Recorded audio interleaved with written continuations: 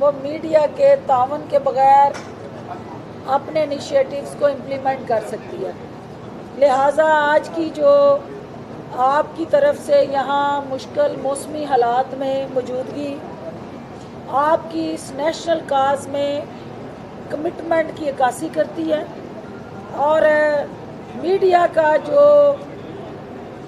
Front role एक हरावल दस्ते का है, उसकी अमली तस्वीर आज आपने पेश की है कि कोरोना के ख़िलाफ़ पूरी कौम जो है वो हालत जंग में है और पूरी कौम जो है कोरोना के इस वबा के ख़िलाफ़ वॉर फुटिंग पे लड़ रही है और मीडिया जो है उस बैटल ग्राउंड में सबसे अहम तरीन हरावल दस्ते का किरदार अदा कर रहे हैं। आज इस सेंटर को विज़िट करने का मकसद ये है कि वज़ीर आला उस्मान बुज़दार की क़यादत में पंजाब भर में हमने 127 सेंटर जो हैं उनको ऑपरेशनल किया हुआ है। इन वैक्सीनेशन सेंटर के अंदर हमारा जो टारगेट है कि जो सीनियर सिटीजन्स हैं वो जब वैक्सीनेशन के लिए आए तो उनको किसी किस्म की तकलीफ़ का सामना ना करना पड़े। अब तक जो है वो 4.25 लाख के करीब जो है पंजाब भर में हम अपने शहरियों को वैक्सीनेशन कर चुके हैं। वज़ीर आला उस्मान बुज़दार की क़यादत में हमने ये फ़ैसला किया है कि एक NCOC की तरजीहात के मुताबिक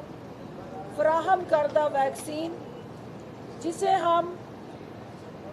सीनियर सिटीज़न और मुतलका एज ग्रुप के मुताबिक वैक्सीनेट करते हैं,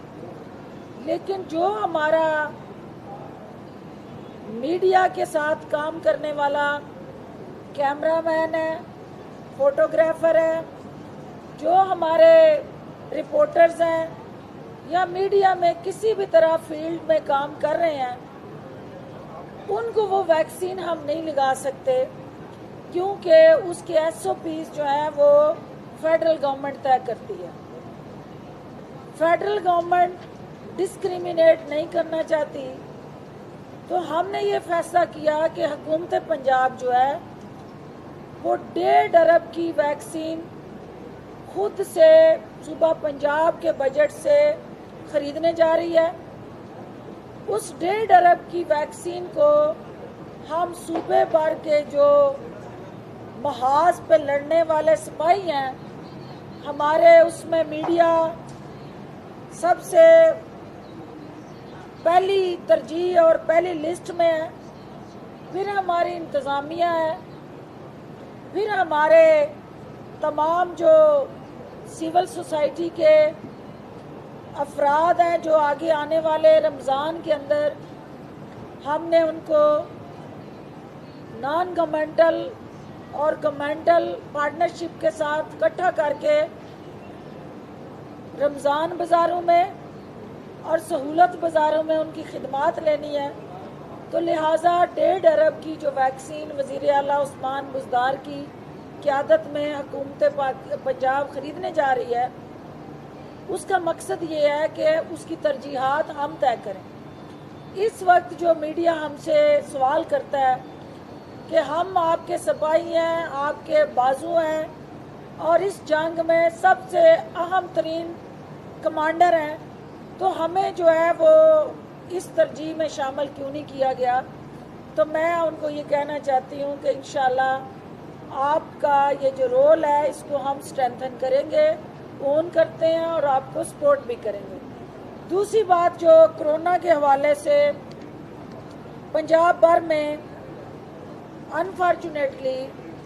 जो हमारे पास फिगर्स हैं उसके मुताबिक जो मंडे की फिगर होती है वो यूजुअली थोड़ी लो साइड पे इसलिए जाती हैं कि संडे की वजह से, छुट्टी की वजह से वो प्रॉपर डाटा अपलोड नहीं होता। लेकिन जो अमवात की शरह है वो आज भी 15 अमवात जो है वो पंजाब में हुई हैं। और ओवरऑल पंजाब के अंदर जो कोरोना का फैलाव है उसमें हमारे जो केसेस की तादाद बढ़ रही है, वो एक दिन में भी 2275 केसेस जो हैं वो सामने आए हैं। ये तादाद जो है वो पंजाब के अंदर बढ़ के इस वक्त तक 2,33,343 हो गई है। और सिर्फ लाहौर के अंदर एक दिन में 1362 केसेस जो हैं वो सामने आए हैं। इसके साथ फैसलाबाद में 141 केसेस एक दिन में सामने आए हैं। आपके रावलपिंडी के अंदर जहां हम बैठे हुए हैं 92 केसेस एक दिन में सामने आए हैं। इसके साथ सियालकोट जहां ज़िमनी इलेक्शन अनाउंस हुआ है वहां 60 केसेस सामने आए हैं। और आपको सबको पता है कि इलेक्शन के अंदर जो आपका इंक पैड होता है, जो थंब लगाते हैं आप थंब इम्प्रेशन के लिए, हर एक उसी एक इंक पैड के ऊपर अपना कॉन्टैक्ट एस्टेब्लिश करता है। तो वो इलेक्शन जो है वो किस तरह कोरोना को स्प्रेड करने का बायस नहीं बनेगा, ये एक अलग बहस है। और इसमें हम इलेक्शन कमीशन से ये चाहते हैं कि ये कैसा इलेक्शन है जिसके अंदर इस वक्त ना कैंडिडेट जलसा कर सकता है, ना कैंडिडेट को रैली निकाल सकता है, ना कैंडिडेट जो है वो कॉर्नर मीटिंग कर सकता है, ना कैंडिडेट अपनी कैंपेन कर सकता है और वोटर तक अपना पैगाम नहीं पहुंचा सकता। तो इलेक्शन वाले दिन वो वोट का जो स्टैंप लगाने का तरीकाकार है और जो बैलेट पेपर देने का तरीकाकार है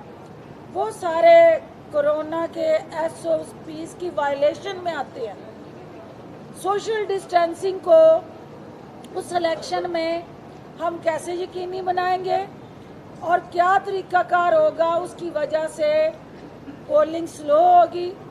और जो मेजॉरिटी हमारे वोटर्स हैं वो अपना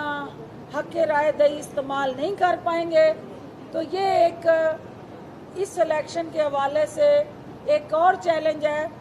जिससे निबर्द आज़मा होने के लिए हुकूमत पंजाब पुरज़म है। लेकिन इलेक्शन कमीशन की गाइडलाइंस के मुताबिक इस हवाले से हमें आज सरे-नौ अपनी तरजीहात का जायज़ा लेने की ज़रूरत है। दूसरी बात जो आज की अहम है, क्योंकि आप देख रहे हैं कि पंजाब भर के अंदर वज़ीर आला उस्मान बुज़दार की क़यादत में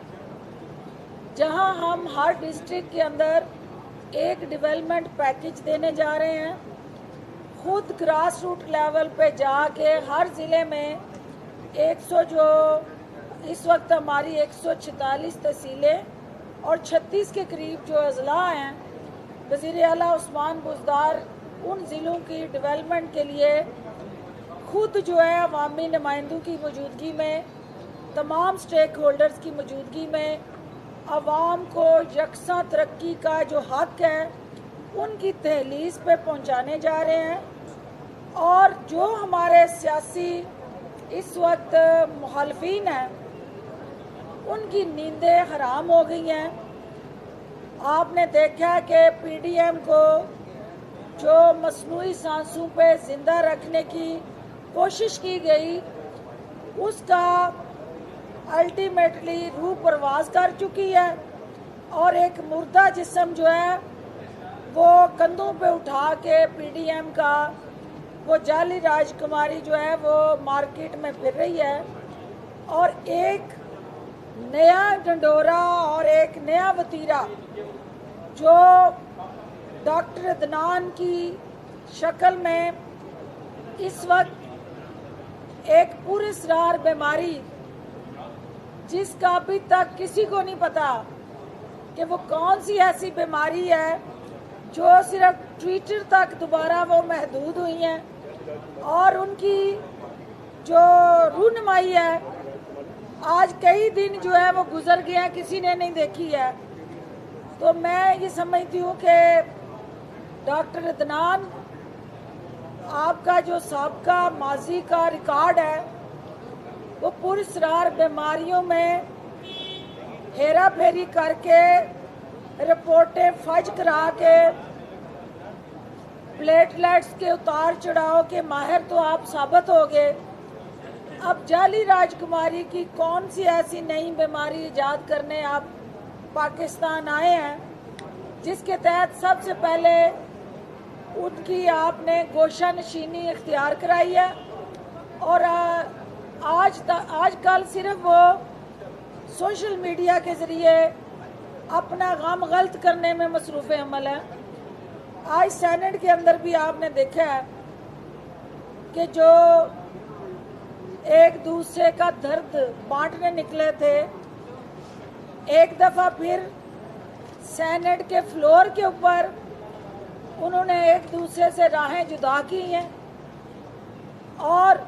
आज़ाद अपोजिशन का नारा जो एक नौ मौलूद सेनेटर हैं जिनका इससे पहले ना किसी ने को पार्लिमानी सिस्टम में नाम सुना, ना कभी किसी ने उनका पार्लिमानी पॉलिटिकल स्ट्रक्चर के अंदर किसी जगह रोल देखा, वो अचानक ज़िले सुबहानी के वकील के तौर पे तो जाने जाते थे, वो पस पर्दा शाही ख़ानदान के एक खिदमत गुजार के तौर पे तो उनका तारफ़ था,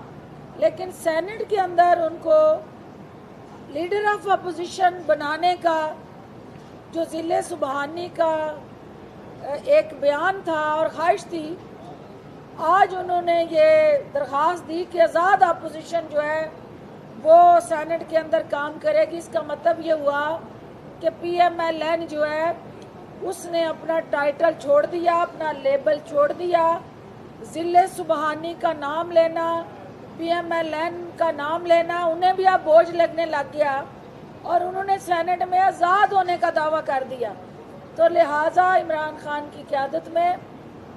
ये पाकिस्तान जो है आगे बढ़ रहा है। इमरान खान आज गिलगित बल्तिस्तान के अवाम को उनके बुनियादी हकूक़ का तहफ़्फ़ुज़ यकीनी बनाने के लिए उनको वो आइनी खुद मुख्तारी और फिर मुआशी खुद मुख्तारी जो आज देने जा रहे हैं और वहाँ उनके जो गिलगित बल्तिस्तान के अवाम के लिए तरक्याती पैकेज हैं, ये इस बात की अक्कासी करते हैं कि ये टोला जो है ये सिर्फ़ और सिर्फ मीडिया की स्क्रीनों में ज़िंदा रहेगा और इमरान खान, उस्मान बुज़दार और PTI की हुकूमत जो है वो अवाम के दिलों में ज़िंदा रहेगी और हमारे मंसूबे, हमारी फलाई जो इनिशिएटिव्स और पॉलिसीज़ हैं वो पाकिस्तान को और सूबा पंजाब को ख़ुसूसन 12 करोड़ जो अवाम है उनको आगे बढ़ने में, पाकिस्तान को और पंजाब को तरक्की और खुशहाली के धारे में शामिल रखने के लिए मामन साबित होगी। आप सबका बहुत शुक्रिया। मैडम ये बताइएगा कि आपने लाहौर में ऐलान किया है कि पंजाब में जो कोरोना वैक्सीनेशन है इसके लिए जो 80 और 80+ जो बुजुर्ग हैं उनके घरों तक वो जाके वैक्सीनेशन की जाएगी, लेकिन रावलपिंडी की डिस्ट्रिक्ट हेल्थ अथॉरिटी जो है वो इस फैसले से अभी तक हज़ारे इलाज भी कर रही है और रावलपिंडी में ये अभी तक लागू नहीं हो सका। ऐलान आपने लाहौर तक कर दिया। देखिए, जब कोई आप लाहौर चूँकि दारुल खिलाफा है सूबे का और लाहौर के अंदर जो अनाउंसमेंट होती है वो पॉलिसी होती है उस सूबे की हुकूमत की जो हर ज़िले तक उस आवाज़ को और उस पॉलिसी को इम्प्लीमेंट होना होता है। जो वज़ीर आला पंजाब ने उस्मान बुज़दार साहब ने जिस एम्बुलेंस सर्विस का इफ्तिताह किया है उसका मकसद सीनियर सिटीजन्स और डिसेबल्ड हमारे जो शहरी हैं उनको एक कॉल पे जो ऐप क्रिएट की गई उस पे रजिस्टर हो के बताना है कि मुझे फ़लाँ जगह से पिक किया जाए और सेंटर में ला के उसको वैक्सीनेट किया जाए। अभी मेरी हेल्थ अथॉरिटी से बात हुई है मैंने इनसे पूछा है कि इस सेंटर के अंदर जो हमारे डिसेबल्ड और सीनियर सिटीज़न आए हैं उनको क्या एम्बुलेंस की फैसिलिटी दस्तयाब थी। यकीनन ये उस हवाले से ऑलरेडी काम कर रहे हैं, उसको और बेहतर बनाने की ज़रूरत है। मैं इनको सीओ हेल्थ मेरे साथ बैठी हैं, मैं इनको फिलफौर ये हदायत देती हूँ कि वो वज़ीर आला की जो अमली सोच है उसकी अक्कासी करते हुए यहाँ सीनियर सिटीज़न का हर हाल में ख्याल रखें। उन एम्बुलेंसेस को हमने कोई शादी ब्याह के लिए इस्तेमाल नहीं करना, वो एम्बुलेंस इन्हीं लोगों के लिए ली गई हैं और वो एम्बुलेंसेस इन लोगों का हक है उन पे जाना, और ख़ुसूसन डिसेबल्ड का। तो अगर कहीं कोताही हुई है तो उसको हम फिर देख लेंगे। आइंदा इसके किसी भी हेल्थ ऑफिसर के पास, अथॉरिटी के पास उस कोताही की कोई गुंजाइश नहीं जो सूबे के वज़ीर आला के अज़म के आगे रुकावटें डाले या सूबे की किसी पॉलिसी को ना माने और उस पे फुल स्पिरिट से काम ना करे। इसमें गलती की कोई गुंजाइश नहीं है।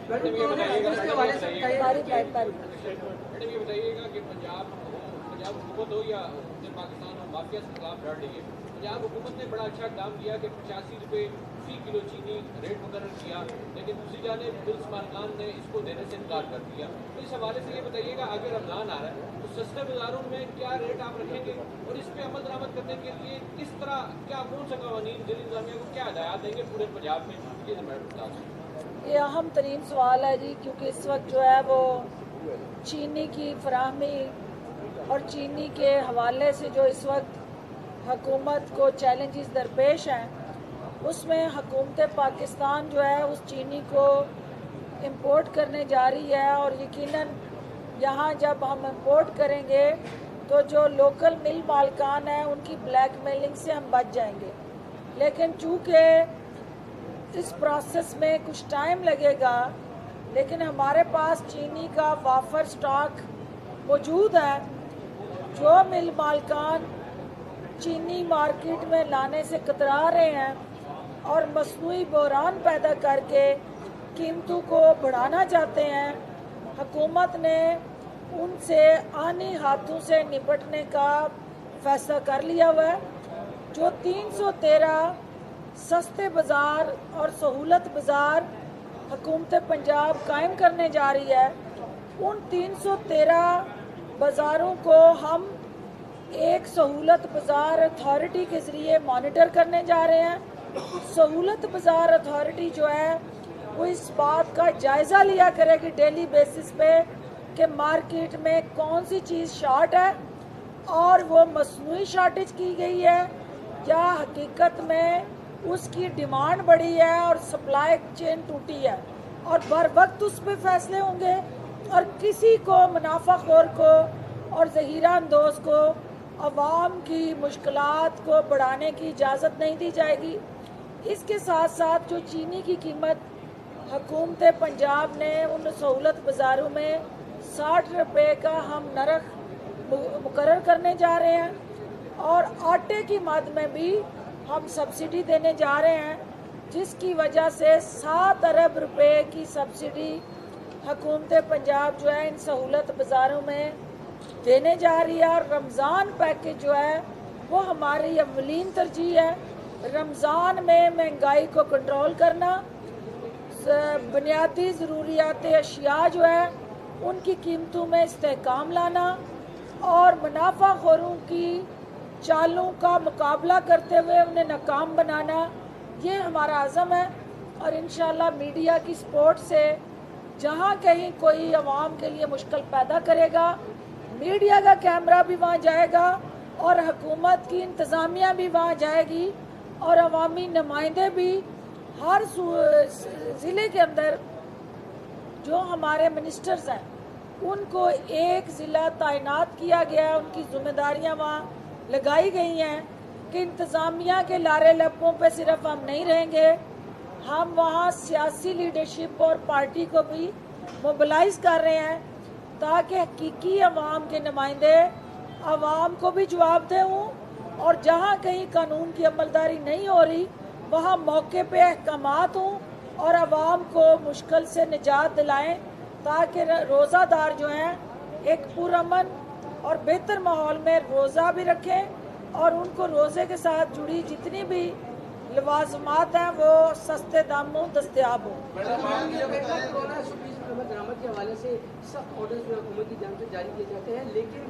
बाजार बंद भी होते हैं 2 दिन। उसके बाद जब इन छुट्टी के दौरान बहुत सारे बाजार खुले होते हैं, स्कूल खुले होते हैं, इंतजामिया बिल्कुल राजपुरी सिटी के अंदर हम देख रहे हैं कि इंतजामिया की इतनी अच्छी कारकर्दगी नहीं है। और ताजियों की पहले बात भी मान ली गई, उनके कहने पर इतवार की जगह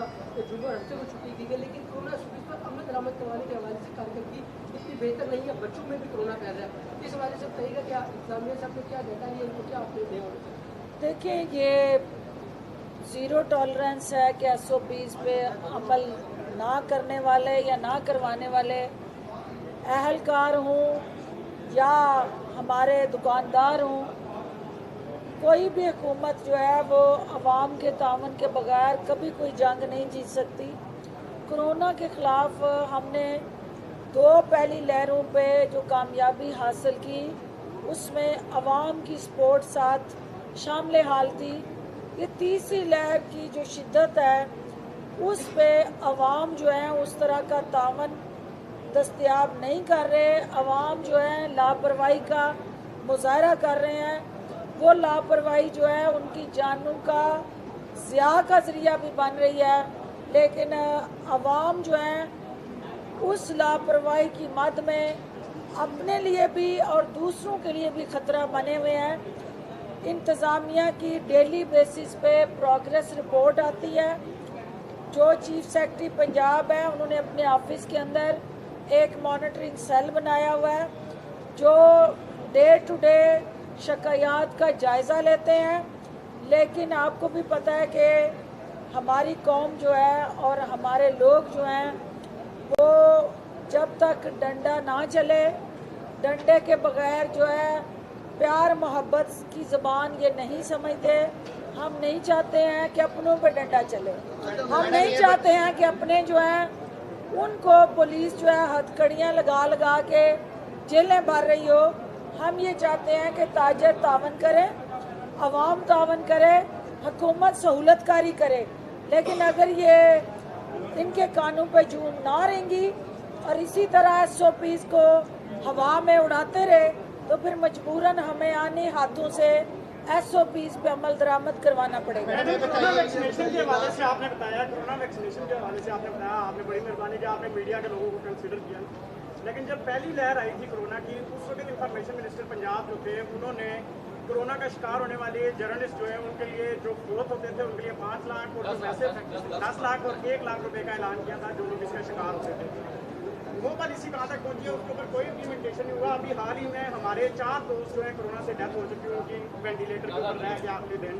उस पॉलिसी को कहाँ देख रहे हैं और वो किधर जा रहे हैं? अच्छा मैडम, इसी के साथ कोरोना से लास्ट है क्योंकि मैं मीटिंग है इसके। मैडम ऐसा है कि रोज जो है ये सार रिलीज की जाती है इंतजामिया की जानिब से, उसमें लिखा होता है वेस्टेज ऑफ वैक्सीनेशन। ये वैक्सीन जो है बहुत इंपॉर्टेंट है, लोगों की ज़िंदगी इस पर डिपेंड करती है, तो उसके ऊपर हुकूमत क्या एक्शन लेती है, क्या उसके ऊपर, क्योंकि आवाम जो है आपको देख रही है कि आप इस वैक्सीन के जरिए उन्हें बचाएं। मैडम साहब आपसे सवाल कीजिएगा,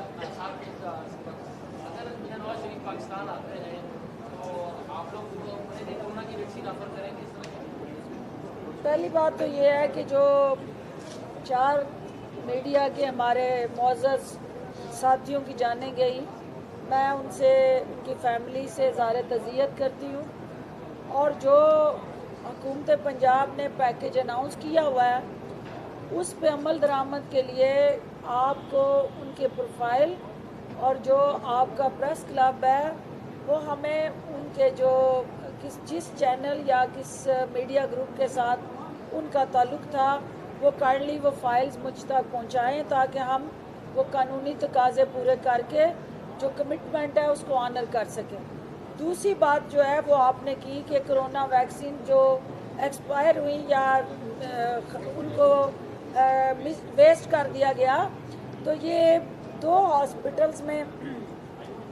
ये रिपोर्ट सामने आई थी, एक सर्विसेज हॉस्पिटल, एक मजांग में नवाज शरीफ हॉस्पिटल। दोनों के हवाले से इंक्वायरी हो रही है। एमएस को सस्पेंड किया गया और वो कोल्ड चेन मेंटेन ना करने की वजह से ये वैक्सीन ज़ाया हुई है। कोल्ड चेन को मेंटेन करना ही असल जो है सबसे बड़ा चैलेंज है।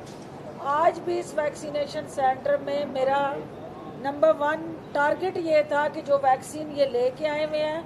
क्या वो कोल्ड चेन मेंटेन हुई है कि नहीं, क्योंकि अगर कोल्ड चेन टूटती है तो फिर उस वैक्सीन का लगाना ना लगाना बेमानी हो जाता है। तो जहाँ ये कोल्ड चेन टूटी हमने उनको ज़ाया कर दिया, क्योंकि सिर्फ और सिर्फ वो पानी के टीके लगाने का कोई मकसद नहीं था। तो उसकी इंक्वायरी भी हो रही है और इंशाल्लाह ज़िम्मेदारी का तयन करके उनके खिलाफ महकमाना कार्रवाई भी होगी। जो आपने बात लास्ट में की, आप समझते हैं कि शाही ख़ानदान जो है वो पाकिस्तानी वैक्सीन पर रिलाय करेगा। वो वहाँ पे यूके के अंदर बैठ के अपने और अपने बाल बच्चों को महंगी तरीन वैक्सीन लगवा चुके हैं और वो कौम के बच्चों को कोरोना के मुंह में धकेलना चाहते हैं। अपने बच्चों को वो महफूज महलों में उनकी जानों के तहफ़्फ़ुज़ और उनके माल के तहफ़्फ़ुज़ के लिए मौजूद है। बहुत शुक्रिया। हम नहीं चाहते, हम ये चाहते हैं कि जो SOPs जो है सबके ऊपर लागू होने हैं, वो NA-75 के अवाम के लिए भी वो SOPs लागू होने चाहिए। उनकी जान भी सबको उतनी